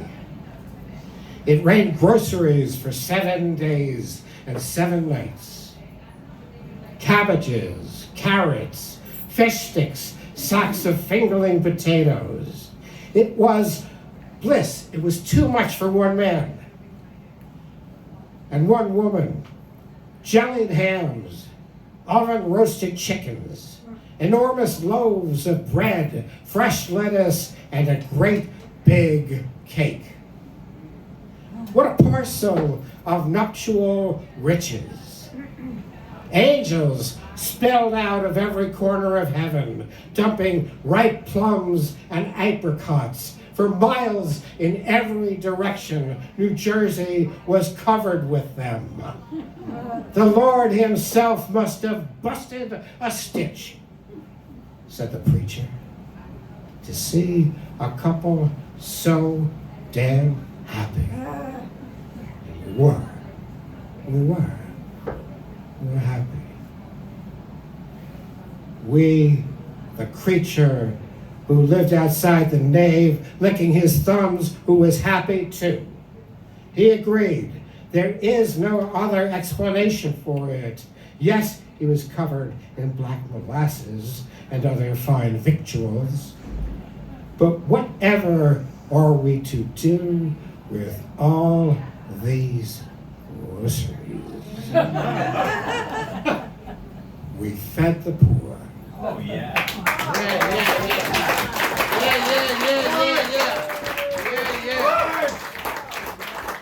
George! This guy is too much. George! In addition to everything else, he fed the poor. Gotta love that. I'm just wondering, has our last poet ever, he wasn't able to make it, unfortunately. Well, all right, well, then you have no choice but download that album, and it is on Spotify if you're a purveyor of that. It's also available on a lot of other ways to get it. It's not everything. It's like Yeah, well get enough. everywhere. On which? It's on some stream service. Yeah. Okay. It's really doing well. Yeah. So that's great. Did the microphone just go out? Hello. There we are. We're back. And now we're back. So we're going to close off, I guess, this portion, but then George has a bunch of, I understand there's 25 copies that he's willing to sign for you. And if one of them is not put aside for us, I'm going to be really pissed off. So, so 24 copies are available for purchase. But Laurie and I are going to do a couple of pieces quick for you and close off this portion of the evening. Oh, I need my book.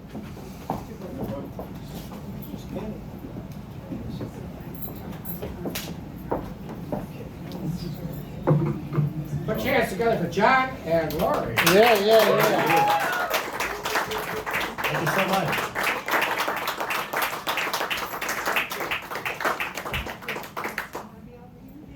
I was trying to figure out what to do. I thought, oh, well, we'll do something more from the new book, but I have something from the prior book.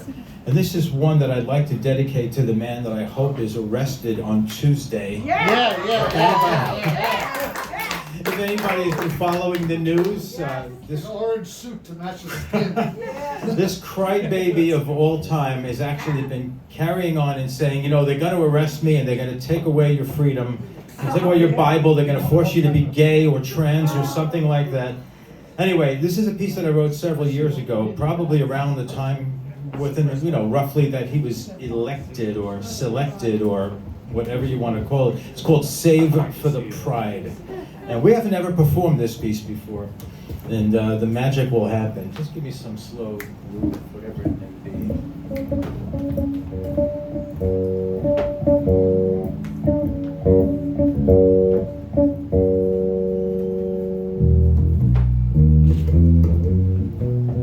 Vanity's bad veneer, devoid by design, marketing fear, cast in reflection.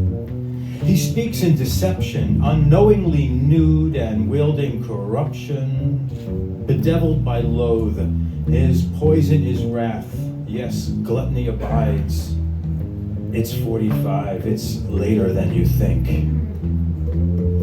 In lust, voters strived, thought, bedamned, his status aside, presiding orangutan of elfin hand. Lost in time, G-Man is greed, man. Plasticine. You can read a magazine right through him. The hollow hunts, gorging, feckless whim. But Narcissus still cries for the deadliest sin. Save for the pride. Save for the pride. And it's later than you think. Yeah.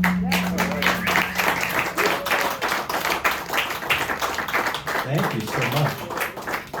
That comes from an earlier book called The Mercer Stands Burning. I almost forgot the title. The Mercer Stands Burning, Night Poems. And that comes from that book from a couple of years ago. This again is from my latest, A Bleeding in Black Leather. And we have never recorded this piece, and I think maybe we played it once. This is something called Union Square East. And I thought, based on the location where we are, let's revel a little bit here in the East Village. This is one of those fast ones, and her fingers will never leave her hands. Yeah.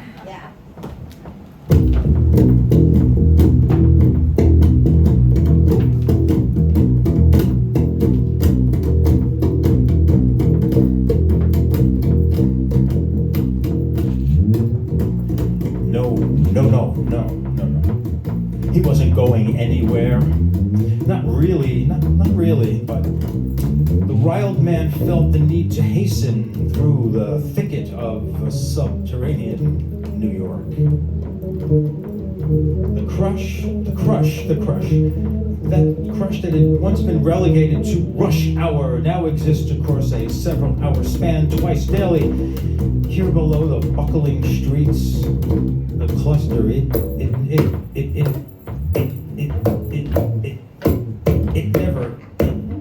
never breathes. It never breathes.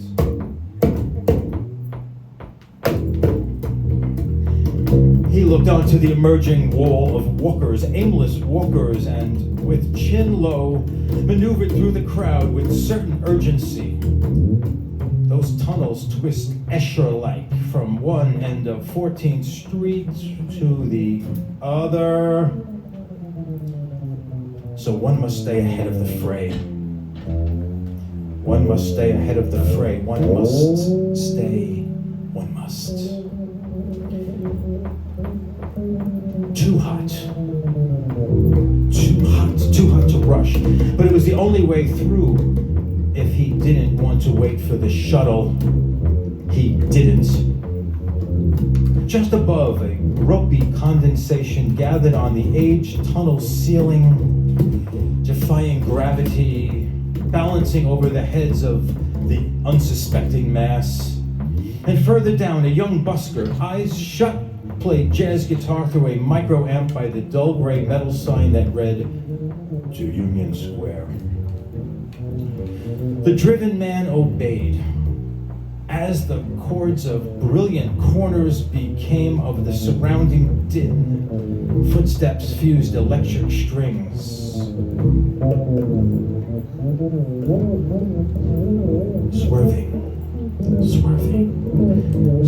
Swerving now around a group of overtly blonde tourists, strolling stately, while the senior-most clutched a map in his death grip. The harried man found himself in the path of a new thicket of oncoming zombies.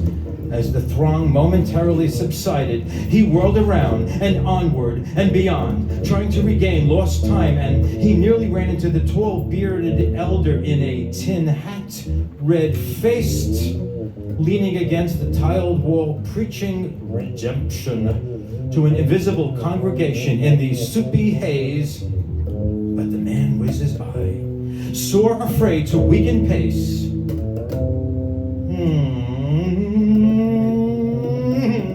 Surfing a wave of commuters rushing to the oncoming number 4, he leapt toward a shaft of golden sunlight, some say charismatically guided. Now rushing through the turnstile intently, he bolts up the steps, outside, out, into beckoning day. The man looks over Union Square's cavalcade, vendors and artists, tourists and breaking workers, the homeless and the new wealth, the button-down luxury that once housed New Yorkers.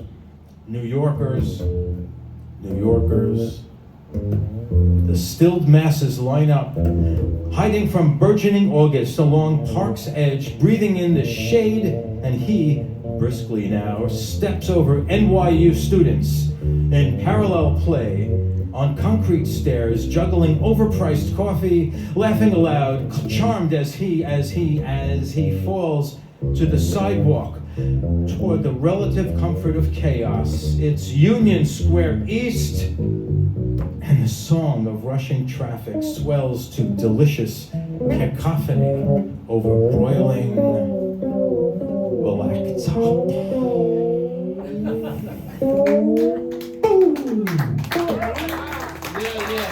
Thank you all so very much. One more time for George Wallace. What a night. Thank you, Francine. What an amazing night. And thank you to the entire group of people who are running the show. Francine, did you want to come back up for a special moment? Please do. Welcome, Francine. Any moment with Francine is a special. I better lower that for you. Yeah, I got There it. you go. I got it. I'm a professional. So anyway, thank you to all the readers, and we're going to be George is going to be signing the books, and you can get if you get the book, you can get all the readers to sign it. Yeah. You know? So, and I'm gonna put on the album. You can hear it over the PA. Yes. And thank you so much to John for your just beautiful emceeing, and Laurie and everybody. And also to all of you, because art is really a shared endeavor, right? I mean, you know, we need you to share it with us. So thank you. Good night.